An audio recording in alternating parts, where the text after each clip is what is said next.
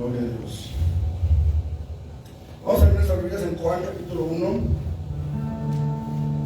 versículo 29 al 34. Juan 1 del 29 al 34.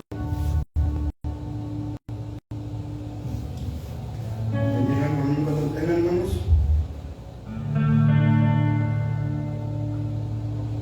Juan 1, 29 al 34.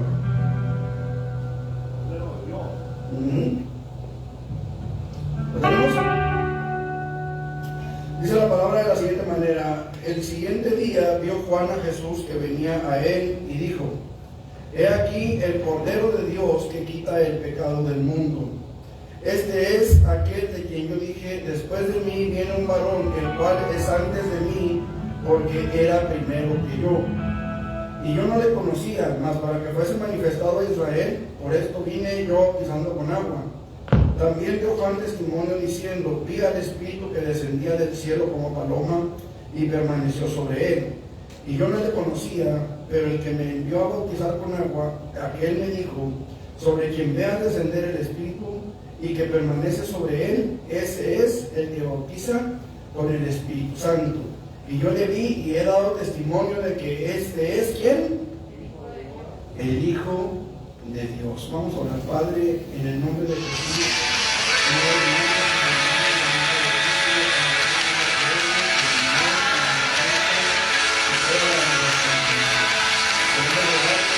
Jesús, Padre, que tu Espíritu Santo descienda sobre nuestras vidas y nos llenes de tu gracia y podamos tener el entendimiento abierto, Dios, para que podamos ver tu gloria. En el nombre de Jesús, Señor, ayúdanos a entender, ayúdanos a comprender tu palabra y aplicarla a nuestra vida, en el nombre de Jesucristo. Gracias te damos, Dios, y esperamos en ti, Señor, según tu misericordia y tu voluntad. En Cristo Jesús. Amén. Amén. Gloria a Dios. ¿Pueden sentarse, mis hermanos? Dijimos la semana pasada, hermanos, que además de las afirmaciones específicas que Jesús hace acerca de sí mismo, sus discípulos también reconocieron la deidad de Cristo.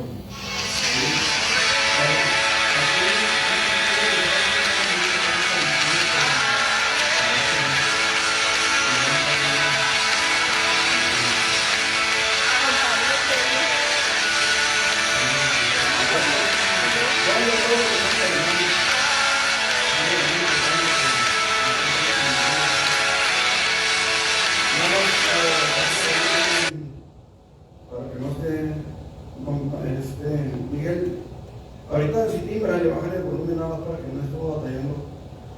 Pues son las cosas, ¿no?, de transmitir en vivo y con un teléfono, pues no es lo mismo que transmitir con una cámara, ¿no? Bueno, en fin, decía, además de las afirmaciones de Jesús, muy específicas de Jesús, de que él mismo dio que él era el Hijo de Dios, o que él era pues sí, el Hijo de Dios, sus discípulos también reconocieron su deidad.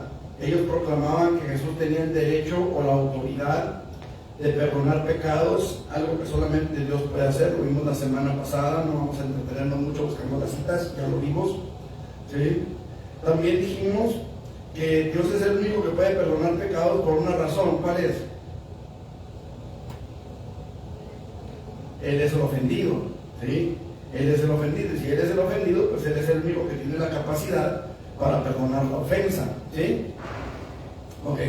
También vimos, hermanos, que en estrecha relación con esta afirmación anterior, se dijo que Jesús era el que juzgará a los vivos y a los muertos, así que Él es el que puede perdonar o puede condenar. Él es el juez, ¿sí? O será el juez. Tomás clamó a Jesús diciendo: Señor mío y Dios mío. En todo su ministerio, en todo el tiempo que Jesús duró en la tierra, ¿sí?, podemos hablar desde su nacimiento hasta su crucifixión, podemos ver cómo en realidad ya en este tiempo Jesús aceptó el ser reconocido como Cristo y aceptó el ser reconocido como Dios. Ningún ángel del Señor, ningún ángel de Dios acepta adoración, ¿sí? Ninguno. Nadie, ningún ángel que venga de parte de Dios va a aceptarle adoración a un ser humano. Sin embargo, Jesús sí la aceptó. Ahora, decía, en todo su ministerio, en toda su vida, Jesús siempre reconoció de dónde venía. Cuando lo vemos en el templo a la edad de 12 años, ¿se acuerdan? Él tenía 12 años y van sus padres a Jerusalén a adorar.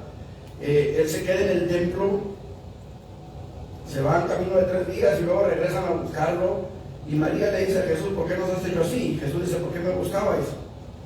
¿No sabéis que en la casa de mi padre me es necesario estar? O en los negocios de mi padre me es necesario estar. Entonces, desde ahí Jesús ya sabía de parte de quién venía. Y desde ahí Jesús siempre declaró de parte de quién venía. Ahora, ningún ángel del cielo, repito, ningún ángel del cielo va a aceptarnos adoración. Jesús siempre dijo venir de parte del Padre, enviado por el Padre, en obediencia al Padre. Jesús aceptó la adoración. ¿Sí me estoy haciendo entender la diferencia? Jesús sí aceptó la adoración, cosa que los ángeles no hacen. Entonces, ahí vemos cómo Jesús, hermanos, hace una declaración sin palabras de quién era Él. ¿Sí me explico? Él siempre dijo, yo he venido a hacer la voluntad del que me envió, he venido en nombre de mi Padre, no vengo en mi propio nombre, vengo en nombre de Él, etcétera, etcétera. Pero cuando se trata de la adoración, que los ángeles no aceptan, Jesús sí la acepta. Quiere decir que al venir enviado por el Padre, con todo el respaldo del Padre, y al aceptar la adoración, quiere decir que Él era el que decía ser. ¿Sí me explico? Esa adoración que Él acepta apunta, señala a que Jesús era quien decía ser. Entonces Pablo llamó a Jesús nuestro gran Dios y Salvador. ¿Sí? Y señala que previo a su encarnación Jesús existió en forma de Dios. Filipenses capítulo 2, versículos 5 al 8. No recuerdo si vimos esta cita. Vamos a buscarla.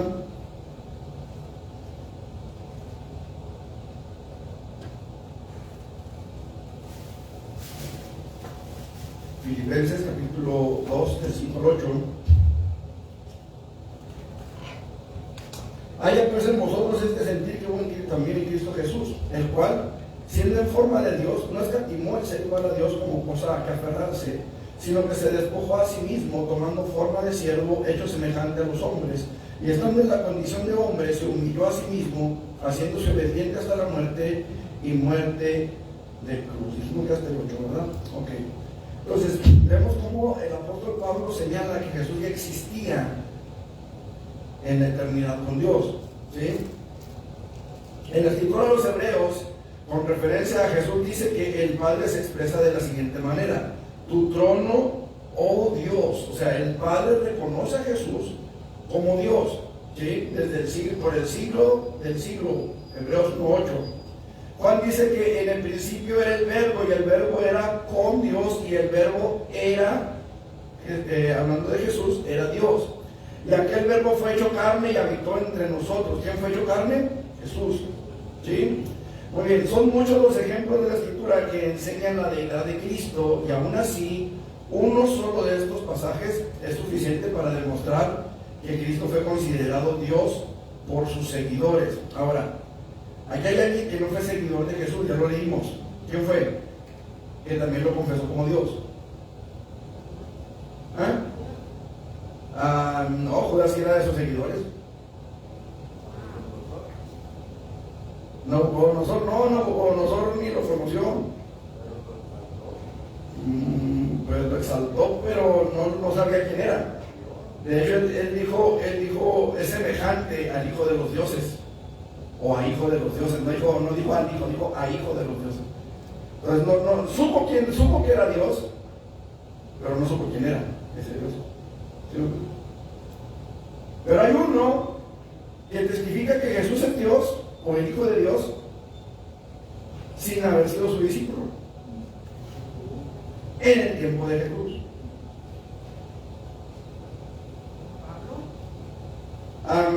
No, Pablo fue después de Jesús.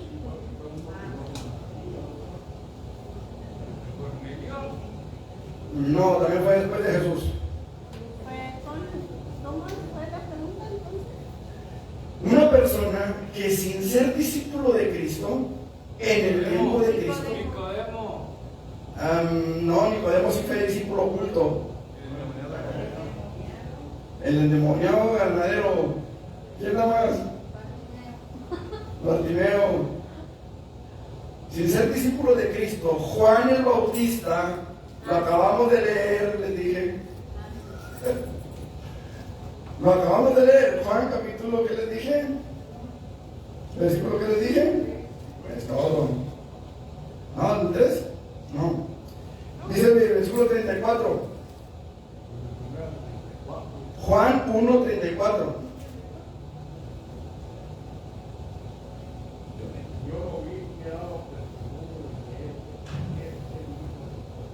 Yo lo vi y he dado testimonio de que este es el Hijo de Dios.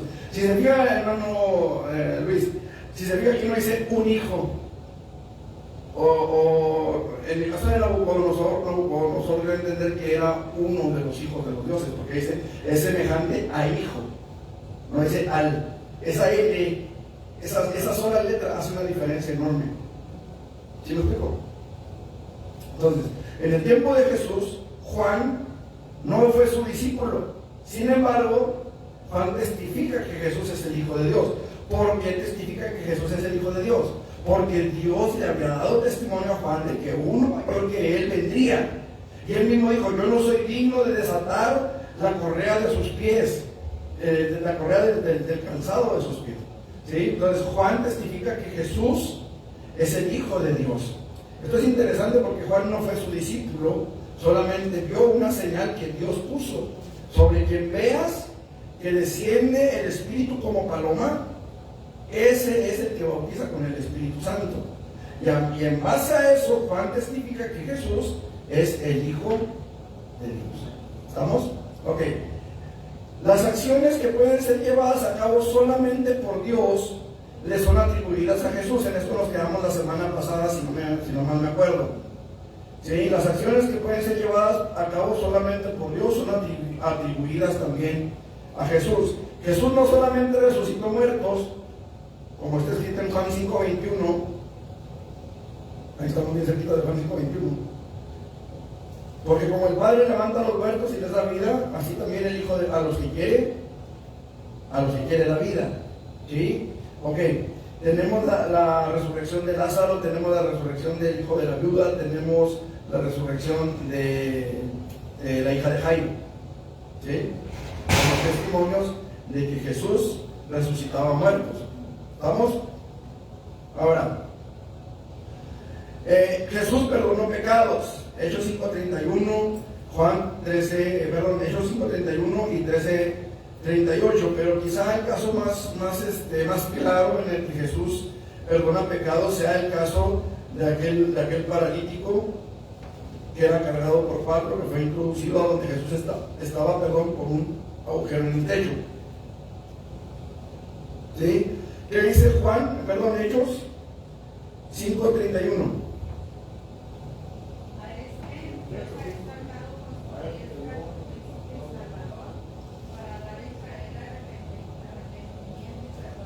Arrepentimiento y perdón de pecados.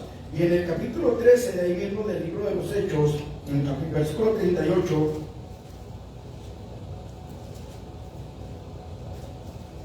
sabed pues esto, varones hermanos, que por medio de él se os anuncia perdón de pecados. Esto es bien importante que nosotros lo entendamos como seres humanos que venimos arrastrando una naturaleza caída. El único capaz de perdonar pecados es Jesús. El único nombre en el cual podemos nosotros recibir el perdón de pecados es Jesús. ¿Sí? No hay otro nombre dado a los hombres debajo del cielo en que podamos ser salvos, dijo el apóstol. Solamente el nombre de Jesucristo de Nazaret. Amén. Esto es bien importante que nosotros lo entendamos. Ahora, Él creó y sustenta el universo. Juan capítulo 1, versículo 3. ¿Qué dicen? Juan 1:3.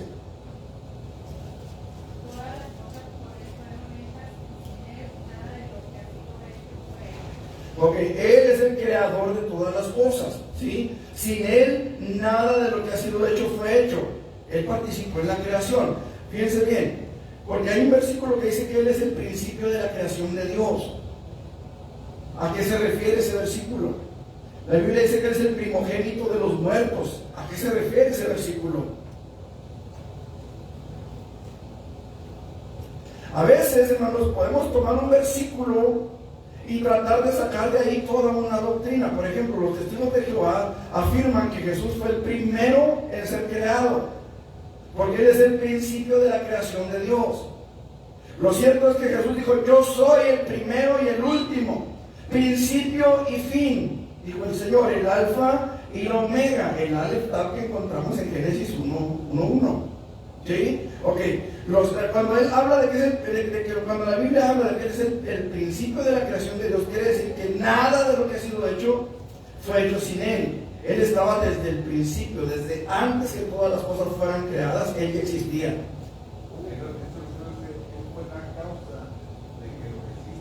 Existiera. Cuando habla del primogénito de los muertos, ¿qué es un primogénito? El primer gen. Eso significa primogénito, primer gen. Se refiere al primer hijo. ¿Pueden los muertos tener hijos? Entonces, ¿por qué dice primogénito? De los muertos. Porque fue el primero que se levantó de los muertos por sí mismo. No, hubo otros que se levantaron primero antes que Jesús. Por sí mismo. Ah, por sí mismo. Pues sí, pero los demás no nos vamos a levantar por nosotros mismos. ¿Sí me explico? O sea, sí fue el primero que se levantó por sí mismo y va a ser el único y el primero y último. Porque los demás, si nos levantamos, nos vamos a levantar si escuchamos la final trompeta. O nos levantaremos para la condenación. Fue el que venció a la muerte, pero porque es primogénito de los muertos. Otra acepción que tiene la palabra primogénito es el más importante. Jesús es el más importante de todos los muertos. ¿Saben por qué? Porque tiene poder para... Porque venció la muerte. ¿Por qué? Tiene poder para dar vida. Para dar vida. ¿Qué más? Por ahí va. Porque con su muerte se pagaron nuestros pecados. La muerte de nadie más, la muerte de ningún animal que se sacrificaba en el templo, la muerte de ningún héroe que pueda dar la vida por una ciudad o por su pueblo o por una nación o por el mundo entero, no puede salvar a la gente. Puede salvar sus vidas terrenas, pero tarde o temprano está establecido para los hombres, ¿qué cosa? Que mueran una sola vez y después el juicio. Después del juicio, esa persona que dio la vida, vamos a decir, por ejemplo, el corrido de la máquina 501, si lo han escuchado, me imagino, o lo llegaron a escuchar alguna vez. Trata sobre un hombre que se iba quemando un tren cargado de dinamita, acá en Sonora me parece, y este hombre logró sacar el tren de la ciudad o del pueblo donde había mucha gente, y el tren explotó. Él falleció en ese acto heroico y salvó a la ciudad. Su alma, su vida, si él no estaba a cuentas con Dios, si él falleció sin tener el perdón de Dios en su corazón, en su vida, ¿a dónde se fue su alma? Al infierno.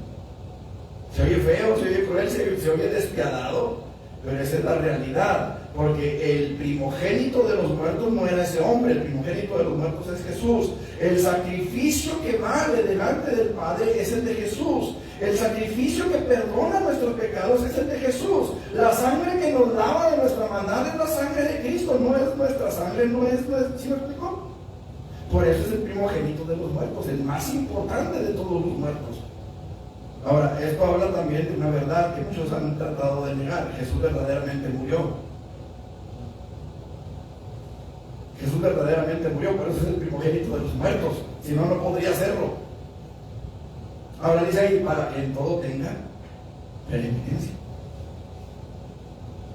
Ok, Él es el único que puede perdonar pecados. Él es el que puede dar vida, ¿sí?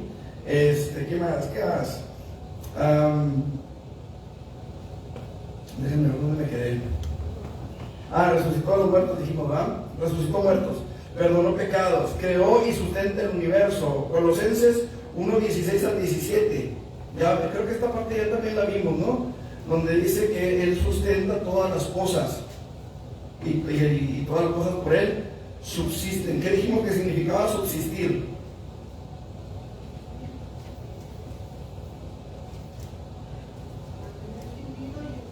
Mantener las cosas unidas y en su lugar, ¿sí? Ok, muy bien.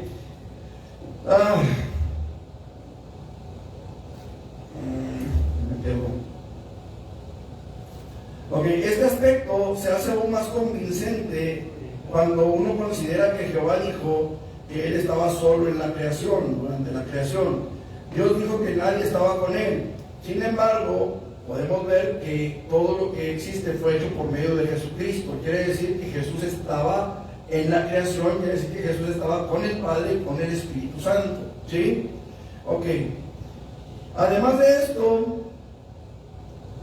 Cristo posee atributos que solamente la deidad puede tener. Él es omnisciente, Él es omnipresente, Él es omnipotente, es inmutable y es eterno, ¿sí? Ok.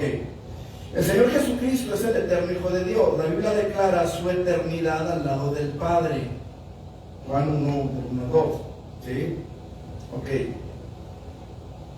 También la Biblia declara su nacimiento virginal. Hijo nos es dado. Un niño nos es nacido, hijo nos es dado, y el principado sobre su hombro, etcétera, etcétera. Y vemos que esta profecía se cumple en Jesús, en su nacimiento, en Lucas 1:31 y 35 y en Mateo 1:23. ¿Sí? Ok.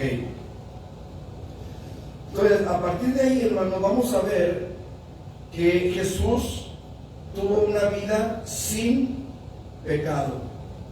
Hebreos capítulo 7, versículo 26. Hebreos 7:26. Sí. Porque tal sumo sacerdote nos convenía, santo, inocente, sin mancha, apartado de los pecadores y hecho más humilde que los cielos. ¿Por qué dice apartado de los pecadores si se la pasaba con publicanos y pecadores y... Porque no se contaminaba con los pecados de la gente. O sea, fíjense qué tremendo está esto, hermano, porque así nació el monacato, los monasterios, la gente que se quería santificar se iba y se encerraba en los monasterios y se iba y hacían ¿han oído hablar de los santos de los pilares? ¿No? Había gente que construía pilares de 1 metro por 1 metro cuadrados, pilares de 20 metros de alto por 1 por 1. Y se subían a los pilares para apartarse del mundo pecador. Y allá pues la gente les llevaba, los familiares me imagino, les llevaba, o la gente que esperaba que ellos oraran a Dios, intercedieran por ellos, les llevaban canastas de comida, las subían con una cuerda, y allá vivían. Muchos se mataron en ese intento de apartarse de sus pecados, ¿verdad? ¿Por qué? Porque vivían en el pilar, se quedaban dormidos y pues Tortis Mortis, ¿verdad? Siempre me interesa esa frase. El caso es que así empezó el monacato, hermanos, en un intento por apartarse del mundo. Fíjense que Jesús dijo: no te pido que los quites del mundo, sino que los guardes del mal. Jesús no fue apartado del mundo, pero vivió apartado del mal. Por eso dice apartado de los pecadores. No porque no tuviera contacto con ellos, no porque no pudiera estar con ellos, sino porque Él no se contaminó con los pecados de ellos. Podemos hablar de un Daniel, por ejemplo, que no se contaminó con la comida del rey, no se contaminó con los cultos del rey, no se contaminó con las prácticas del rey, pero estaba en el reino de Nabucodonosor, de Ciro y de, nosotros, ¿verdad? Artajerjes, etc. A eso se refiere. Jesús vivió en el mundo rodeado de gente pecadora, Incluso lo acusaban de que se la pasaba con gente bebedora de vino y con gente de lo peor, amigo de publicanos y pecadores. ¿Sí? Pero él no se contaminó con eso. Primera de Pedro 2:22, ¿qué dice?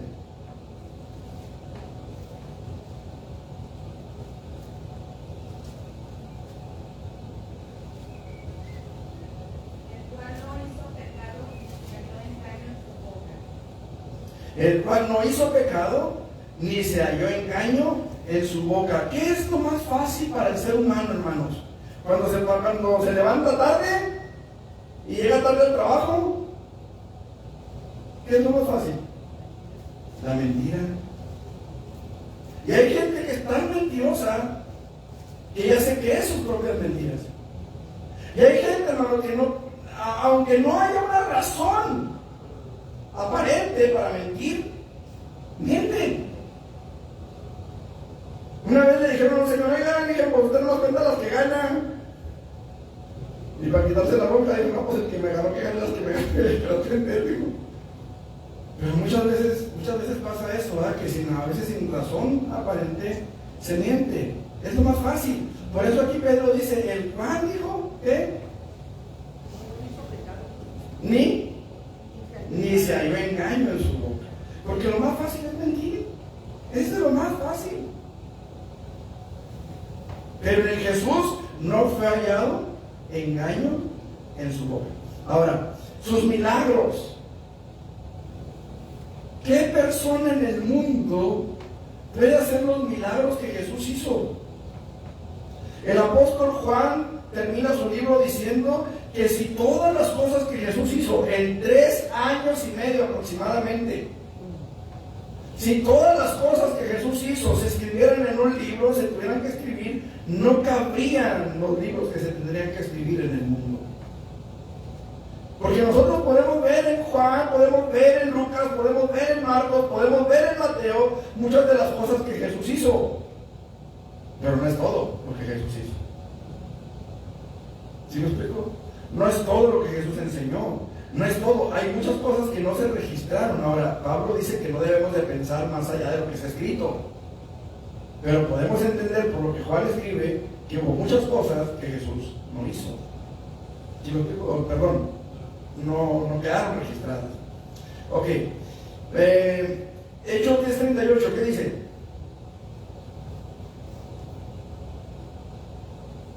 No, 22 sí lo leímos.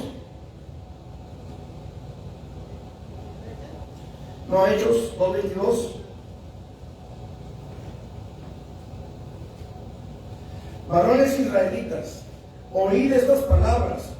Jesús Nazareno, varón aprobado por Dios entre vosotros, con las maravillas, prodigios y señales que Dios hizo entre vosotros por medio de él, como vosotros mismos sabéis. ¿Sí? El 10:38.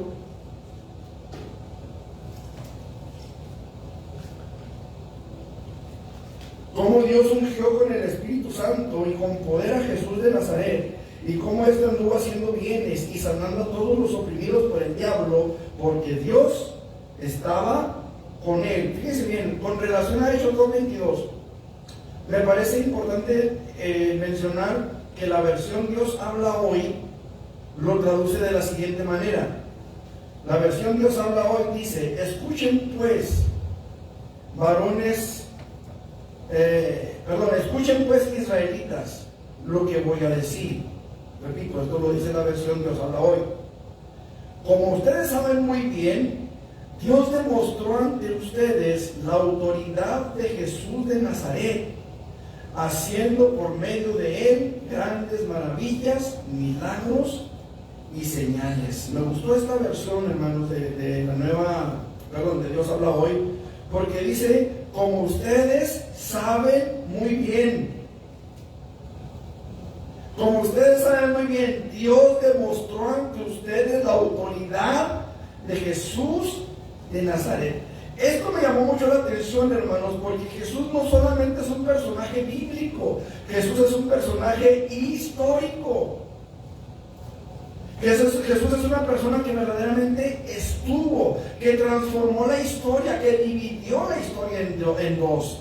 No se dice antes o después de Buda. No se dice antes o después de Confucio. No se dice antes o después de Mahoma. No se dice antes o después de Krishna. Se dice antes o después de Cristo.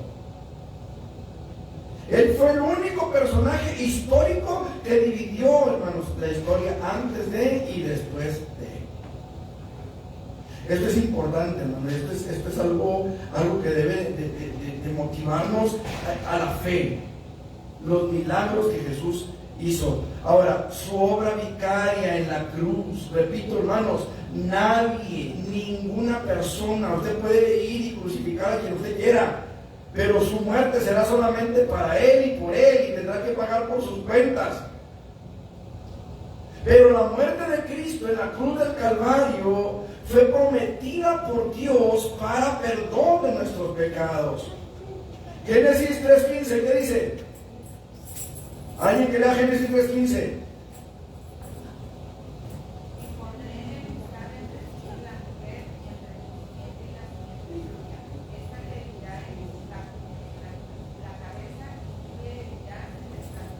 Ok, desde ahí ya estaba profetizado, prometida la venida de un redentor, de un salvador. Tú le herirás en el calcañar, pero él te herirá a ti en la cabeza.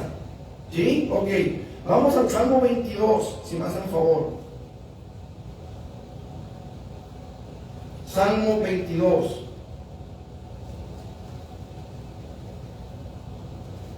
¿Lo tienen?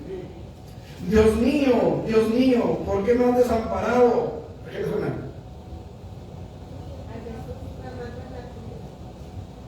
¿Por qué me has desamparado? ¿Por qué estás tan lejos de mi salvación y de las palabras de mi clamor? Dios mío, al clamo de día y no respondes, y de noche y no hay para mí reposo. Pero tú eres santo, tú que habitas entre las alabanzas de Israel. En ti esperaron nuestros padres, esperaron y tú los libraste. Clamaron a ti y fueron librados, confiaron en ti y no fueron avergonzados.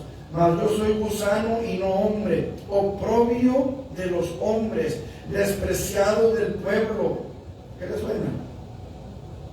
Todos los que me ven me escarnecen, estiran la boca, menean la cabeza, diciendo: se encomendó a Jehová, líbrele él, sí, sálvele, puesto que en él se complacía. ¿Qué les suena? Pero tú eres el que me sacó del vientre, el que me hizo estar confiado, dice, desde que estaba en los pechos de mi madre. Sobre ti fui echado desde antes de nacer, desde el vientre de mi madre. Tú eres mi Dios. No te alejes de mí, porque la angustia está cerca, porque no hay quien ayude. Me han rodeado muchos toros, fuertes toros de Basán me han cercado. Abrieron sobre mí su boca como león, rapaz y rugiente. He sido derramado como aguas. ¿Verdad? ¿Sangre y agua? Ahora dice: me han rodeado muchos toros, fuertes toros de Basán. Está hablando aquí, hermanos, de la muchedumbre, la multitud que lo rodeaba. Como un tiesto se secó mi vigor, tengo sed. Y mi lengua se pegó a mi paladar, y me has puesto en el polvo de la muerte. Porque perros me han rodeado, estos son los romanos. Porque perros me han rodeado, me ha acercado cuadrilla de malignos, horadaron mis manos y mis pies. ¿Quiénes lo clavaron? Contar puedo todos mis huesos. ¿Cuántos huesos le quebraron a Jesús cuando estaba en la cruz? Entre tanto ellos me miran y me observan. Repartieron entre sí mis vestidos, y sobre mi ropa echaron suertes. Mas tú, Jehová, no te alejes, fortaleza mía, apresúrate a socorrerme, libra de la espada mi alma, del poder del perro mi vida, sálvame de la boca del león y líbrame de los cuernos de los búfalos. Anunciaré tu nombre a mis hermanos, en medio de la congregación te alabaré. Aleluya. Versículo 24: porque no menospreció ni abominó la aflicción del afligido, ni de él escondió su rostro, sino que cuando clamó a él, le oyó. De ti será mi alabanza, dice en la gran congregación, mis votos pagaré delante de los que le temen. Aleluya. ¿Dónde vemos todo esto que leímos, hermanos? En la cruz del Calvario. Entonces vemos su obra vicaria en la cruz. Primera de los Corintios 15:3.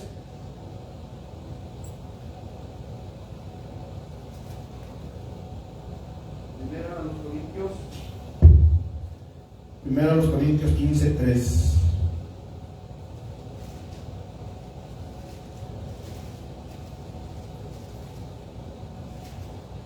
Dice la palabra del Señor de la siguiente manera: porque primeramente os he enseñado lo que asimismo recibí, que Cristo murió por nuestros pecados conforme a las Escrituras, y que fue sepultado, y que resucitó al tercer día conforme a las Escrituras. Segunda a los Corintios 5:21.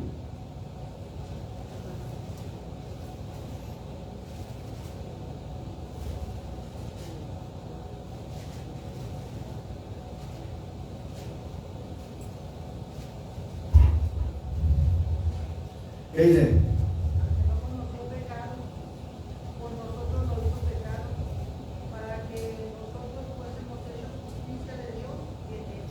Al que no conoció pecado, por nosotros, eso es vicario, por alguien más, estar en lugar de alguien más, estar en lugar de otro.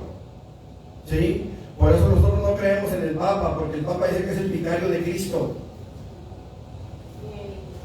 Y eso es una blasfemia, porque el que está en lugar de Cristo se llama Espíritu Santo. Así que nosotros por eso no creemos en los papas. ¿Sí? Los únicos papas en los que creemos son las papitas con queso, con chorizo,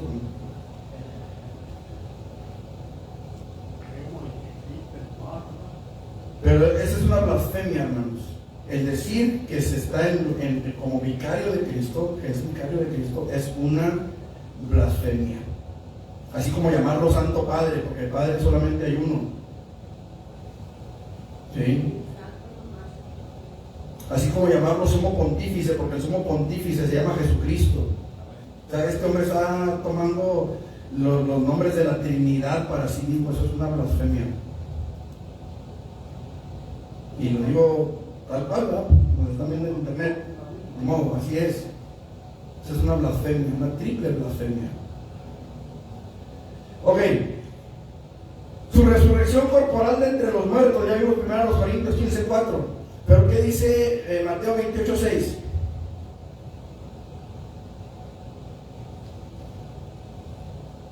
No está aquí, pues ha resucitado, como dijo, venid, ved el milagro de vuestro Señor. No está aquí, pues ha resucitado. Ok, Lucas 24:39.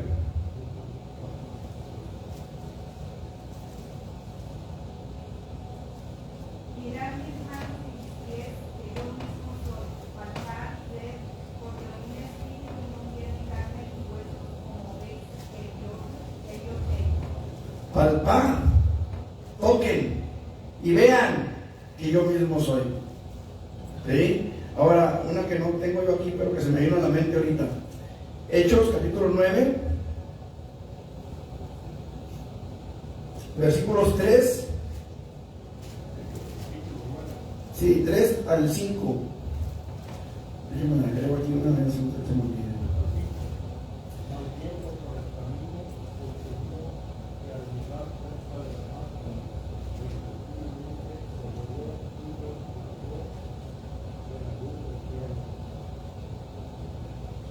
Hasta el 5.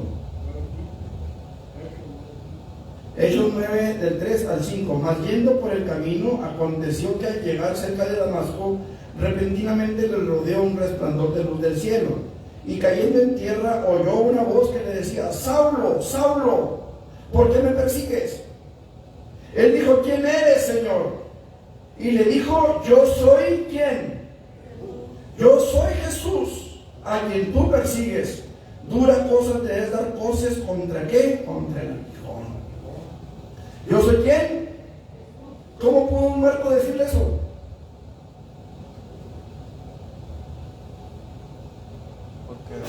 Si a veces quisiéramos, ¿verdad?, que los que están ahí en el cajón nos dijeran: no estoy muerto, sácame de aquí.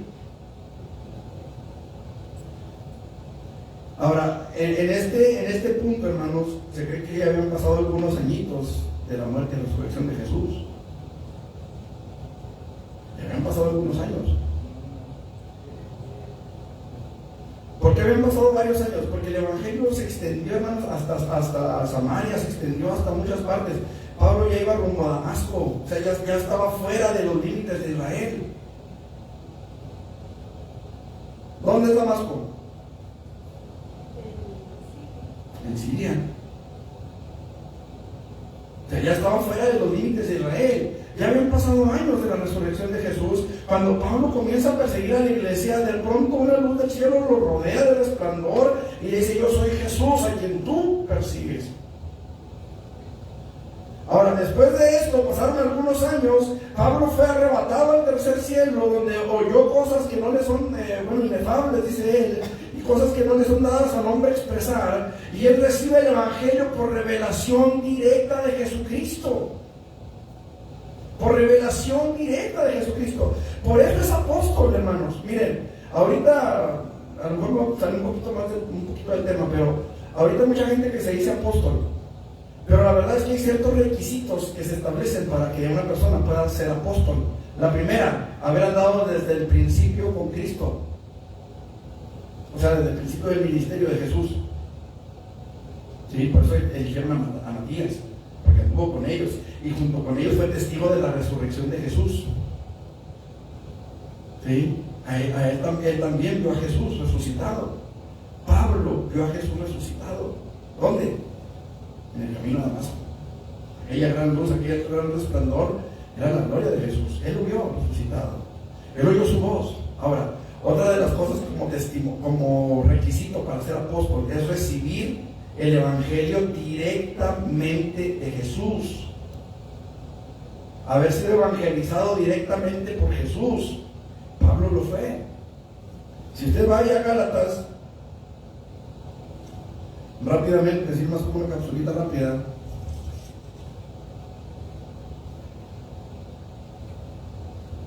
Gálatas capítulo 2.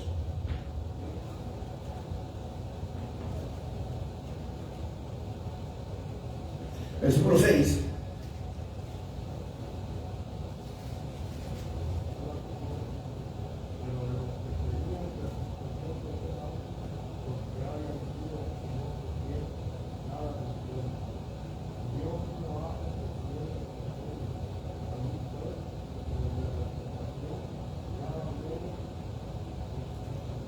¿Quiénes eran los de reputación?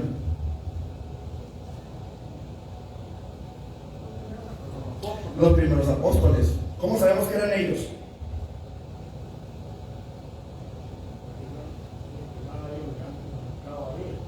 Vamos a los versículos 7 en adelante. Antes, por el contrario, como vieron que me había sido encomendado el evangelio de la incircuncisión, como a Pedro el de la circuncisión, pues el que actuó en Pedro para el apostolado de la circuncisión, actuó también en mí para con los gentiles. ¿Quién actuó en los dos?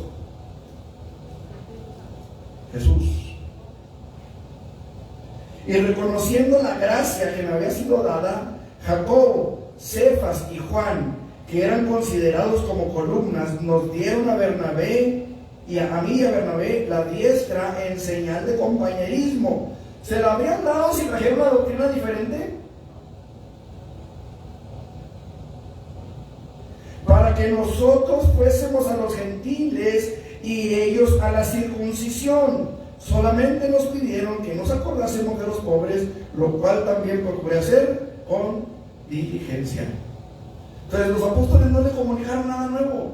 Ella traía esa revelación. Ellos escuchan. Si usted lee la carta de Gálatas, ya con tiempo en su casa, si usted lee la carta de Gálatas, se dará cuenta que Pablo les expone la doctrina que le fue revelada en el cielo.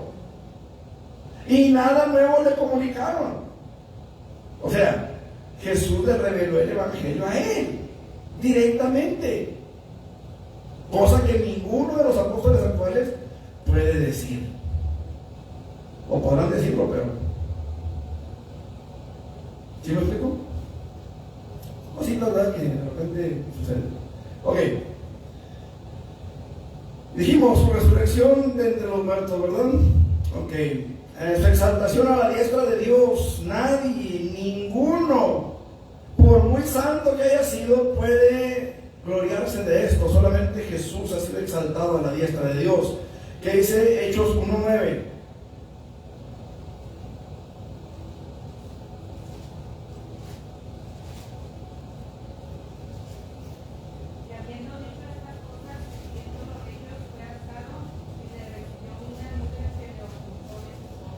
Y habiendo dicho estas cosas, viéndolo ellos, fue alzado y le recibió una nube que le ocultó de sus ojos. Versículo 11. Los cuales también les dijeron, varones galileos, ¿por qué estáis mirando al cielo? Este mismo Jesús que ha sido tomado de vosotros al cielo, así está como le habéis visto ir al cielo. Como lo habéis visto ir al cielo. Ok. 2:33.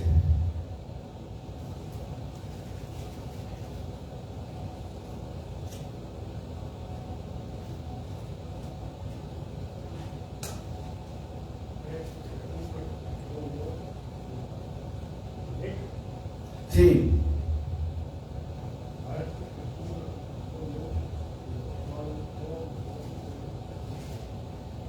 33, hermano.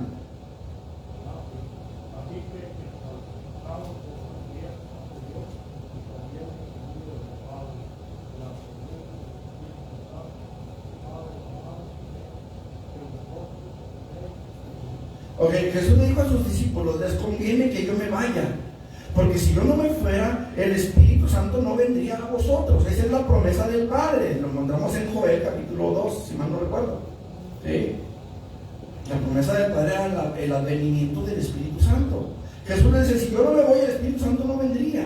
Pero cuando es exaltado a los cielos, entonces Él dice, si yo me fuera, se los enviaré. ¿Sí? Ok. Filipenses 2, 9 al 11.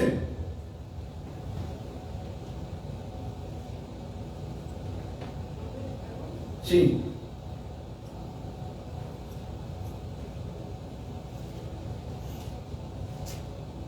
Por lo cual Dios también lo exaltó hasta lo sumo y le dio un nombre que es sobre todo nombre, para que en el nombre de Jesús se doble toda rodilla de los que están en los cielos y en la tierra y debajo de la tierra, y toda lengua confiese que Jesucristo es el Señor, para gloria de ¿quién? Para gloria de Dios Padre. O sea que cuando usted glorifica a Jesús, cuando usted alaba a Jesús, cuando usted dobla sus rodillas delante de Jesús, está dándole gloria al Padre. No porque Jesús sea el Padre, sino porque el Padre lo exaltó a lo sumo. ¿Sí me explico? Ahí está claramente escrito, dice, ¿qué les dije? Hebreos 2, ¿qué? Perdón, Filipenses. Les digo que ando con la cabeza que está bueno. 2:9. Por lo cual Dios también le exaltó hasta lo sumo y le dio un nombre que es sobre todo nombre, para que en el nombre de Jesús se doble toda rodilla de los que están en los cielos y en la tierra y debajo de la tierra, y toda lengua confiese que Jesucristo es el Señor, para gloria de Dios Padre. Aquí me llama mucho la atención que dice los que están debajo de la tierra. O sea que toda lengua, toda rodilla confesará que Jesucristo es el Señor. Y esto me llama la atención. ¿Por qué? Porque este es el tiempo, este es el momento en el que nosotros podemos alabarle y glorificarle y exaltarle para la gloria de Dios y tengamos un fruto apacible para nosotros. Los que están bajo tierra, tarde o temprano tendrán que reconocer que Jesús es el Señor, pero ya no les va a servir de nada. ¿Sí me hice entender? Ya no va a servir de nada. Tendrán que doblar la rodilla, aún Satanás tendrá que doblar la rodilla y confesar que Jesús es el Señor para la gloria de Dios Padre. No le va a servir de nada. ¿Sí me explico? Este es el tiempo, este es el momento en el que el ser humano tiene oportunidad de reconocer el señorío de Jesús y que le sirva para ser salvo, para escapar de la condenación eterna. Llegará el momento en el que ya no servirá. ¿Sí me expliqué? Una vez que hayamos cruzado el umbral de la muerte física, o una vez que llegue el juicio final, ya no habrá oportunidad oportunidad. Tendrán que doblar la rodilla y tendrán que confesar a Jesús, pero ya no habrá un fruto de paz para ellos. Hebreos 1:3.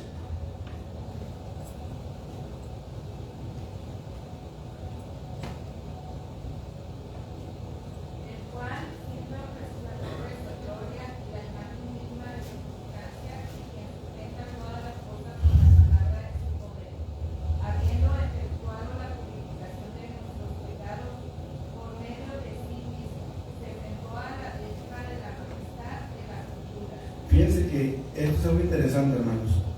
Se dice que en el Antiguo Testamento, en el tabernáculo de reunión, los sacerdotes no tenían una cosa, no tenían sillas. Vean los utensilios que hay en el tabernáculo: una mesa con panes de proposición, un candelabro de oro, un lavacro, un altar de holocaustos, un altar de incienso, el arca del pacto. ¿Cuántas sillas se mencionan? Ningún sacerdote se podía sentar mientras estaban ministrando. ¿Sabe por qué? Porque era un sacrificio continuo.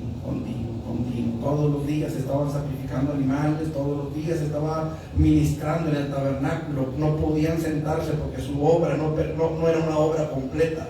Cuando Jesús muere en la cruz, Él dice: consumado es. Ya todo está hecho, ya no hay más que hacer. Ahora me puedo sentar. Ese detallito, se sentó a la diestra, tiene su razón de ser. Les he dicho, si algo está en la Biblia, por algo está ahí. Hay una razón por la que está ahí. Jesús terminó su obra, consumado es, hasta aquí. No hay más que hacer para la redención del hombre. ¿Ahora qué sigue? Hoy me siento. Ahora, eso de que Jesús está sentado, hermanos, no quiere decir que esté dioquis. La Biblia dice que se sentó a la diestra de la majestad y que vive para interceder por nosotros. ¿Qué mejor lugar para interceder que sentarse al lado de Dios, al lado del Padre? ¿Sí? Pero su obra redentora está consumada, por eso ese se sentó a la diestra. ¿Sí?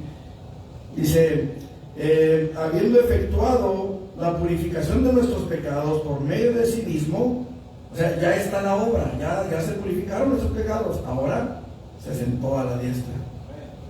¿Sí? Ok. Una cosa, hermanos, es afirmar ser Dios o engañar a alguien para que crea que es verdad, como vemos en el caso de Simón en Hechos 8 del 9 al 11. ¿Sí se acuerdan? Que con sus artes mágicas había engañado a la gente y les había hecho creer que él era alguien grande. ¿Sí? Ok. Este hombre, pues la gente entendía que ese era el poder de Dios. De hecho, la gente así lo llamaba, creían que ese era el gran poder de Dios. Y algo muy diferente es probar que es verdad. Algo muy diferente es probar que es verdad. Cristo ofreció muchos milagros como prueba de su afirmación de la deidad. Unos pocos de los milagros de Jesús incluyen convertir el agua en vino, ¿verdad? Esto solamente Dios podía hacerlo. Miren, vamos por ejemplo a Éxodo capítulo 7:20. Ahí no era precisamente vino, pero también hay una transmutación de la materia.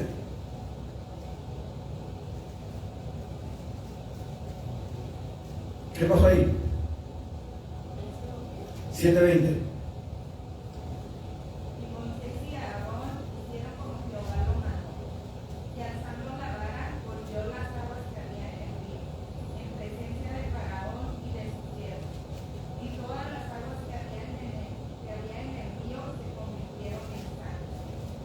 Ok, ¿por qué se convirtió el agua en sangre?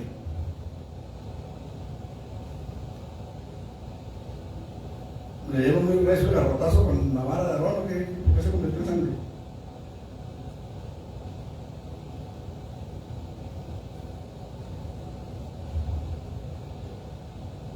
La respuesta está al principio del versículo.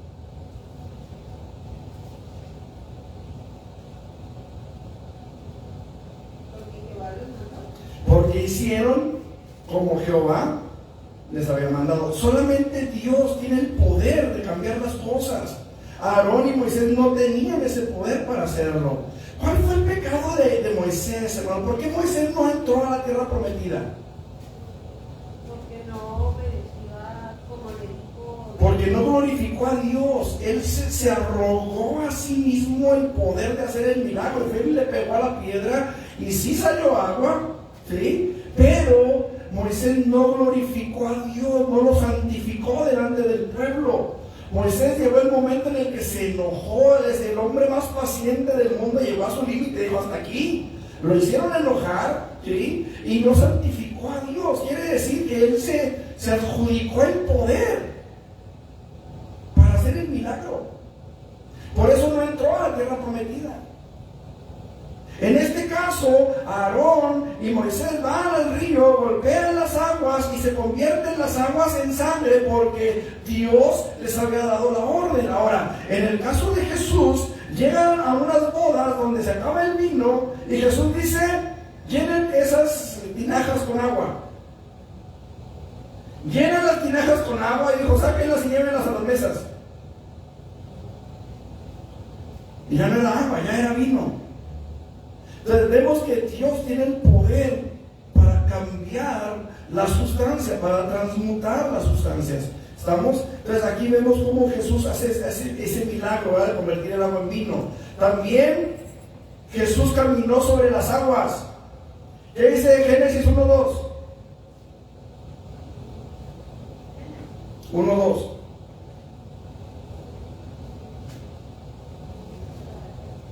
Y el Espíritu de Jehová se movía sobre la faz de las aguas. Eso dice Génesis capítulo 1, versículo 2. ¿Sí? ¿Estamos hasta aquí? Mateo 14:25.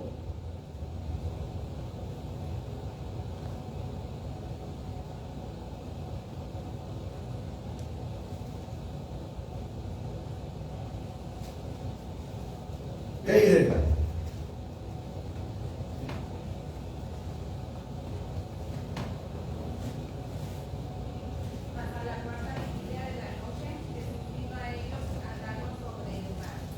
Mas a la cuarta vigilia de la noche Jesús vino a ellos andando ¿qué?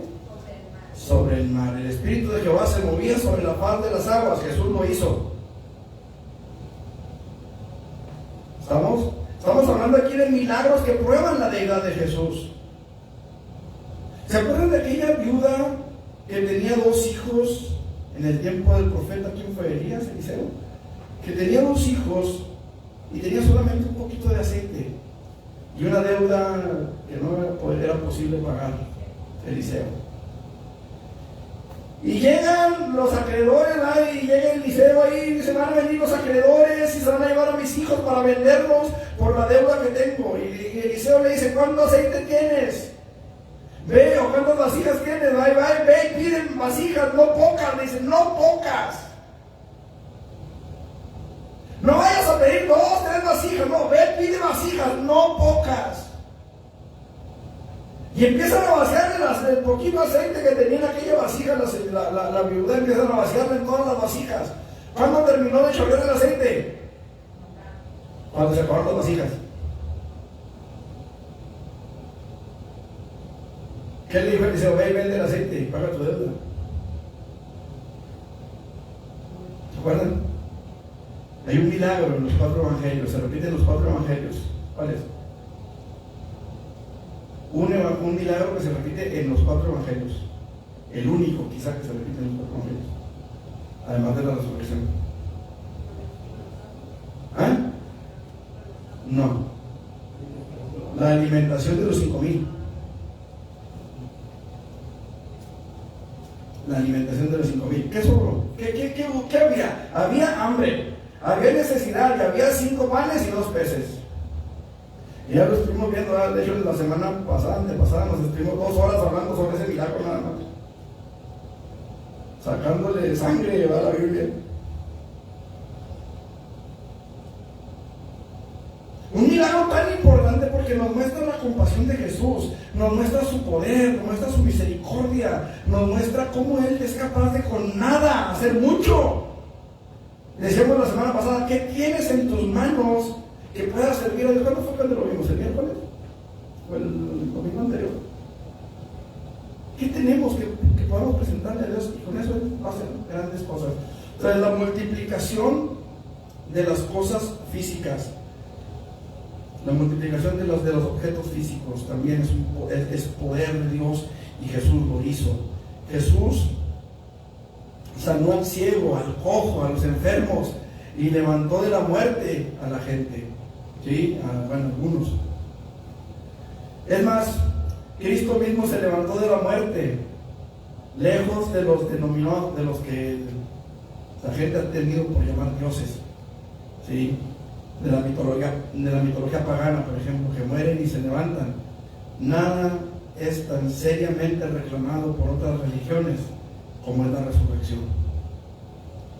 Y ninguna otra afirmación tiene tanta confirmación bíblica e histórica como la resurrección de Jesús. No hay nada en la historia que nos diga que uno de los dioses cuartos, de los griegos, de los romanos o de cualquier otro, se haya levantado entre los muertos. No hay ningún registro histórico de que Mahoma, de que Buda, de que Krishna, de que nadie, excepto Jesús. ¿Preguntas hasta aquí, hermanos? Vamos a ponernos de pie. Próxima semana comenzamos con esta otra parte. Hay por lo menos 12 hechos históricos que aún los estudiosos críticos no cristianos admiten. Esto lo vemos la próxima semana con el favor de Dios. 12 hechos históricos acerca de Jesús que aún los estudiosos críticos no cristianos admiten. Gloria a Dios. Vamos a orar. Padre, en el nombre de Jesús te damos gracias por este estudio que nos has concedido esta mañana. Señor, gracias por tu misericordia y por tu fidelidad. Gracias porque podemos alimentarnos una vez más de tu palabra, Señor. Bendícenos con ella y ayúdanos, Señor, a crecer en la doctrina, a crecer en fidelidad a ti, Señor, y a tu palabra. En el nombre de Jesús. Prepáranos para nuestro culto de esta tarde, Señor. Sé con nosotros, Dios. Amén. Amén. Gloria a Dios. Vamos a prepararnos para el culto, mis hermanos. Dios bendiga.